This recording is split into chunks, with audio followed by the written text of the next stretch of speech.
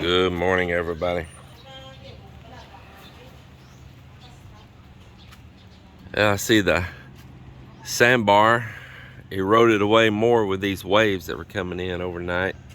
Some reasons there's some pretty good rollers come in. This morning they've still been coming in pretty good. I seen some people getting their boats pushed up. Yep. So the tide's going down low right now, and they're out there digging a trench to try to drain this water down some here where we're working out of this little lagoon that has formed behind the sandbar.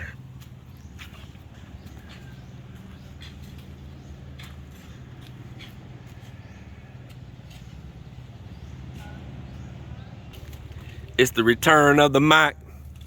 You know, there's a song out there called that. Do you know that? Yeah, there's a song out there, a song called Return of the Mic. Yeah. My son has returned. Papa's missed you. Today we're gonna get this house build back underway again. Some of them are gonna work out here, but we're gonna start some house projects and also a gate project over here on the subdivision on the back, so we can solve a problem there. And I'm gonna show this guy here what I want him doing, and we'll get this day started. So our first day back on some projects here on the house with the crew, you know, like mock and all. I wish I could say that it starts out real happy and joyous and all, but the fact is, I just tell the truth, because you know I like to be positive on this channel, but I also like to be very frank and tell the truth and the things that you're going to experience here. Well, the whole time we were building this house, anytime we had a 16 millimeter scrap of steel, whether it be 5 inches long or whether it be 2 or 3 foot long, probably 2 foot, anything longer than that, we actually tied it up as dead man and stuff in the beams. But I kept all the scrap, because there's a lot of stuff you can build with that scrap, and I had some things planned. Let me show you one thing we built with some of that scrap before. Built me some stands right here that go underneath my green truck. These two are built taller than those two. Those two go underneath the front axle, those two go underneath the rear axle. And if my tires was to go down while I'm abroad or something, it would just simply rest on top of those stands. I'll just check my tires, and that's that. And the thing is, I don't even jack the truck up for these. We custom made them to where they slide right under if the tires are in full air pressure. So it's little things like that, you know, you can make. Lots of things you can make. Well, some of that was gonna make me a little grate for a barbecue grill. Told all the guys that. And I had other pieces that I was saving to use also around here. And one of the things is I knew I was gonna rebuild those gate columns over there on the subdivision. And so when we tie up our steel,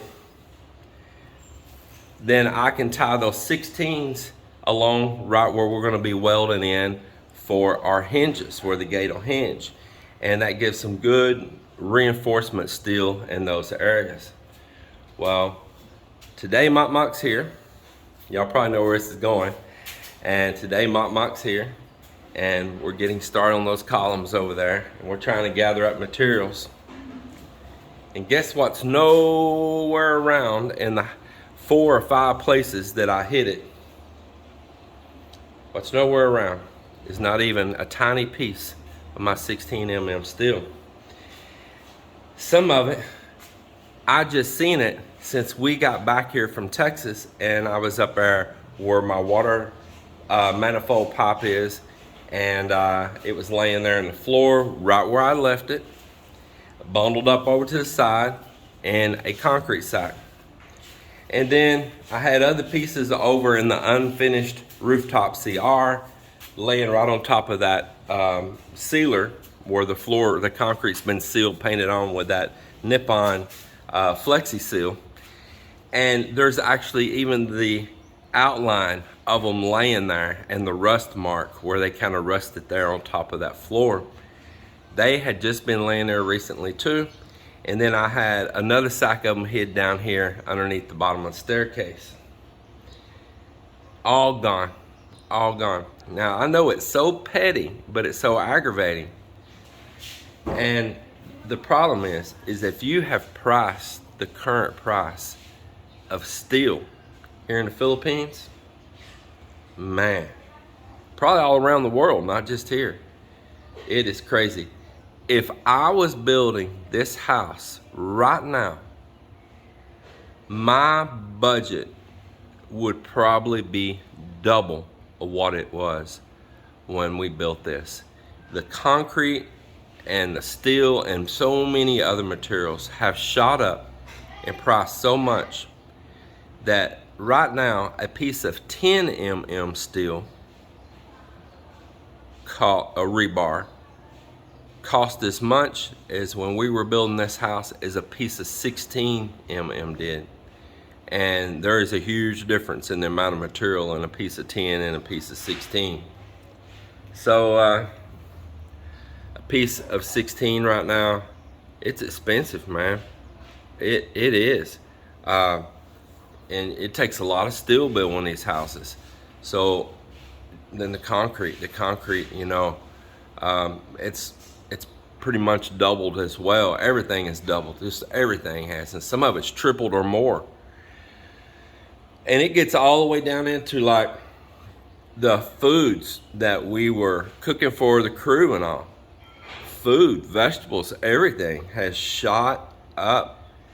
So I'm telling you, whatever the cost of your home, let's just say that you're building one and it's going to cost you 4 or 5 years ago, 3 years ago, it was going to cost you, I'm just going to say like 2.5 million. There's spitballing a number out there. It's going to cost you 5+ now. Yeah, I don't ever see it going backwards. I would be shocked if it did. So thank God that we built this house when we built this house. The offset on that right now is that you are getting at the moment a higher exchange rate than before, but it's not enough to offset of everything costing double. So yeah, you know, back when we were building it, exchange rate was 50, 51, 52, you know, now it's hit up 56, 57, you know. I know y'all gonna post numbers, post them away if you want to. You're gonna tell me how it's 58 or something, you know, but let's just stay in general, 56, 57. Well, you know, that don't justify the doubling cost of materials. So that means you need to get an exchange rate if everything's double, that if it was 50 before, you need to be getting 100 to offset, you know, that increase in the materials. So now the increase in the exchange rate helps a tiny bit, but it don't do the whole picture. Today, finding this gone is not just it's not just about a little bit of steel, you know, and you see me buy all these things like, oh, the Cano can afford it. It's not about that. It's the morality of it. It's the disappointment of it.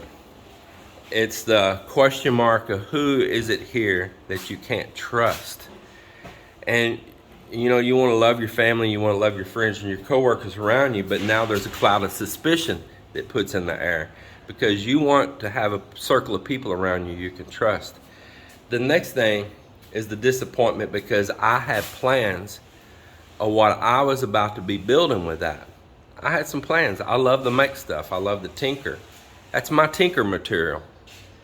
Now I don't have it. Will I go buy brand new material to build those tinker projects? No. So now my project that I was looking forward to in my heart, and I'd already built it in my brain, it's gone. It's gone. It's been stolen from me. And so you have to put, not everything's about just a dollar value. It's all the other things that go with it. The trust, the emotions, you know. It can get aggravating. It can get aggravating. We're gonna pour these gate columns back here. Yeah, we gotta get gates on this place.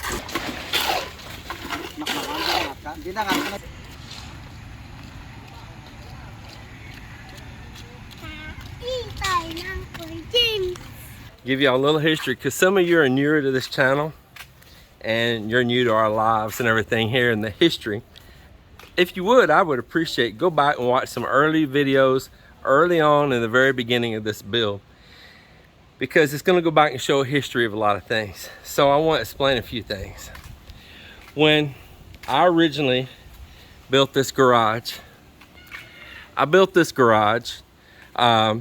first thing before we built the house or anything on the property. So I have a place to store our vehicles and all. And we had a house down the beach, right down that way, right down there, right at the water.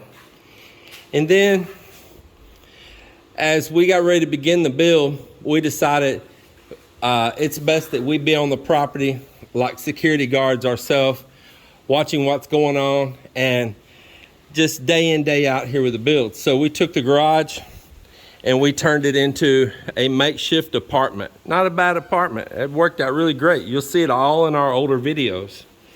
Really, again, I appreciate if you go back and watch them. So I'll give you a little bit further history. When we were building the garage, I wanted the height inside in here. Show you here. I wanted the height to where a boat would go right through here.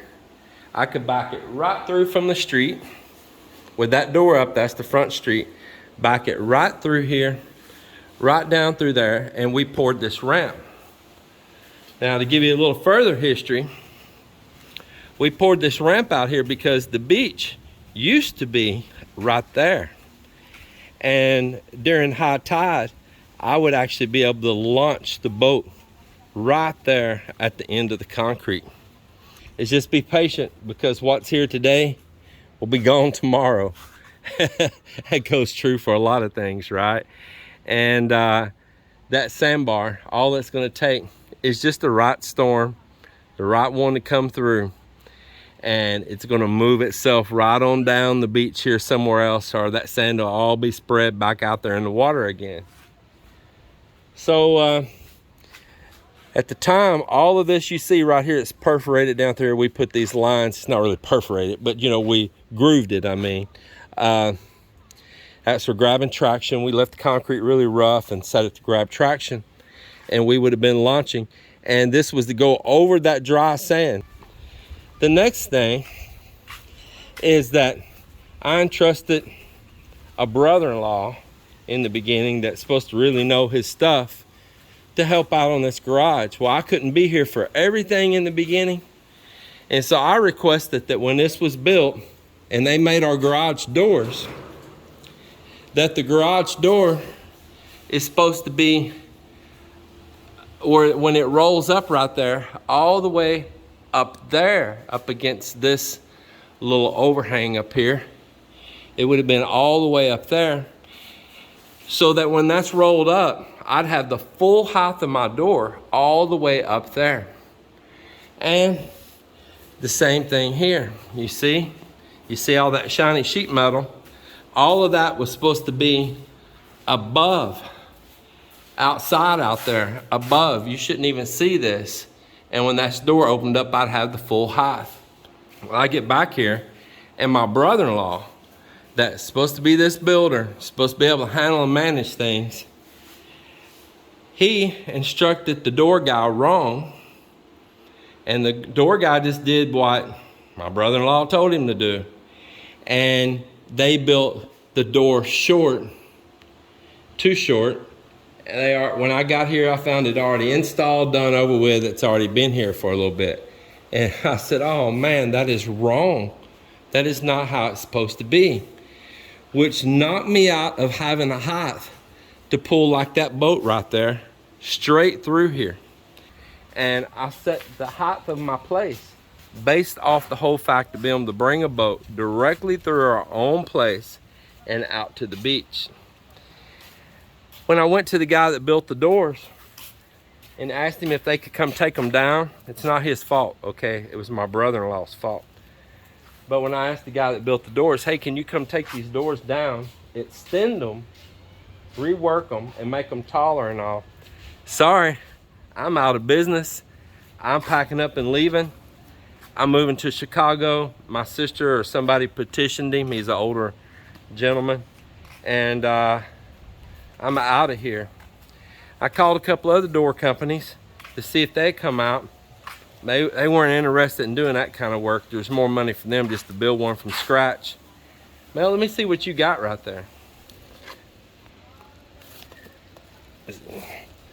These are local raised or what? Yes. How many kilos is there? She said that more than 1 kilo, 500. It is. She's probably about right.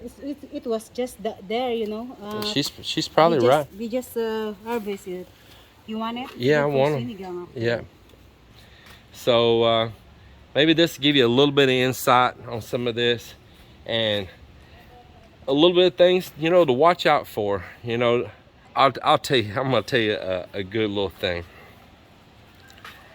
Now, you know, I'm an old Texas country boy, so I'm gonna use some old sayings, right? And have you ever heard that saying, stubborn as a mule, right? Now, I'm gonna ask you a question. Which do you think is smarter, a mule or a horse?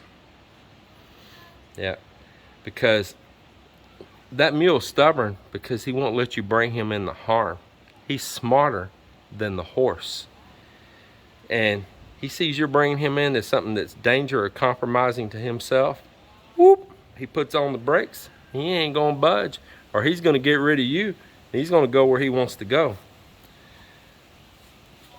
Most of the time, a horse will let you ride him or walk him right into danger. Maybe sometimes a little resistance, and even then, he may even go nuts and hurt himself. If he even realizes it, he panics. But a mule won't do that. A mule will get rid of you, stand his ground, maybe give you a good old kick, and walk away and get himself to safety. So you want to be that stubborn old mule. Don't be the horse.